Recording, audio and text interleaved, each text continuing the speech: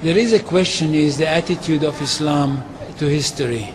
And in fact, what we find, the basic attitude is that all history is in fact an Islamic history. That means that all the major figures of history basically are Muslims. From Adam down to our own time.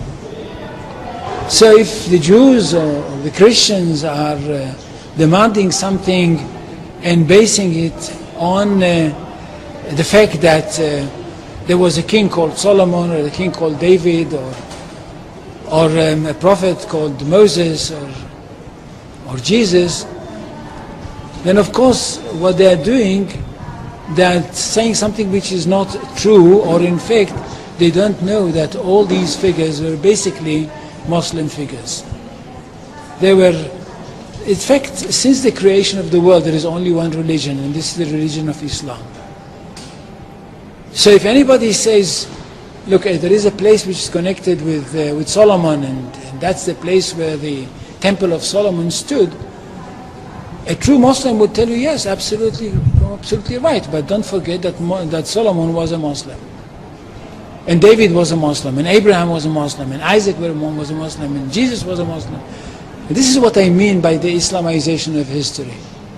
And you can understand that through Islamization of history, you've got Islamization of geography. Anywhere which was connected with these people, or with these prophets, which were all Muslims, becomes a Muslim territory.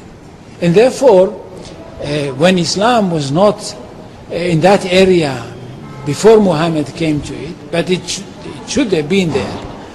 In that area, I mean in the Middle East or other parts outside the Middle East, which are now Muslim parts. Any place like this had to be freed, not to be conquered, had to be liberated. So Islam appeared in history in the time of Muhammad, or reappeared in history from their point of view, reappeared in history as a liberator. And therefore there is no Islamic occupation.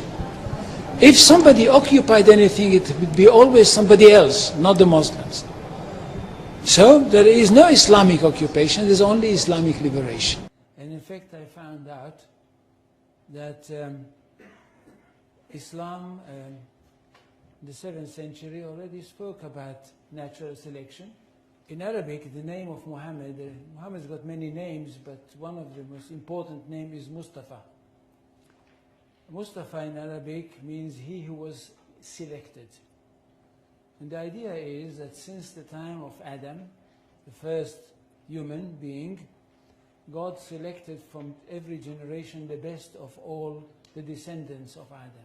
So there was some kind of natural selection, one generation after the other.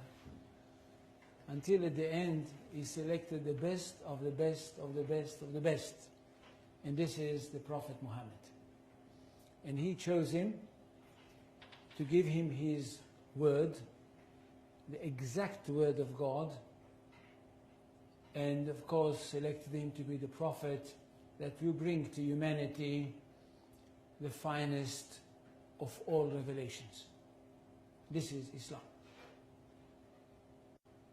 Now, Islam is not a religion in the ordinary, simple way of thinking.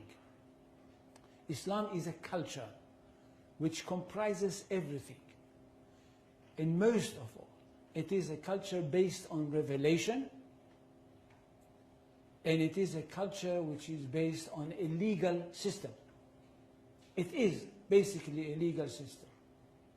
It is a legal system which comprises everything. It comprises the life of the individual, it comprises the life of the society, it comprises the state. That's one thing. Secondly, it is a world religion. It's not like Judaism, which is not a world religion. It is connected with the chosen people, and it's only for them. And it's not connected with the territory of the world, it's connected with one small country. Islam is a world religion connected with the world, and it wants to establish world order. For Islam, the whole world is one state. In Surah 61, verses 11-13, we hear that God sent Muhammad with the true religion, with the right message, with the right path, which means that there is only one truth. هو الذي أرسل رسوله بالهدى ودين الحق ليظهره على الدين كله ولو كره المشركون. Jews and Christians, which are called the people of the book, and they falsified their books. That's why Allah had to send another prophet, a modern prophet, that should bring the last word of God and the only word of God to humanity. This is the Quran. Nothing can be superior to it. And because of that, this religion is regarded to be one that stands on top of everything else. In Arabic, they say, الإسلام يعلو ولا يعلى عليه.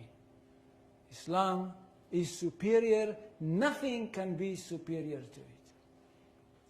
Which means we are talking about not only the final word of God, not only about the finest word of God, but the truest of all revelations. What does the community have to do?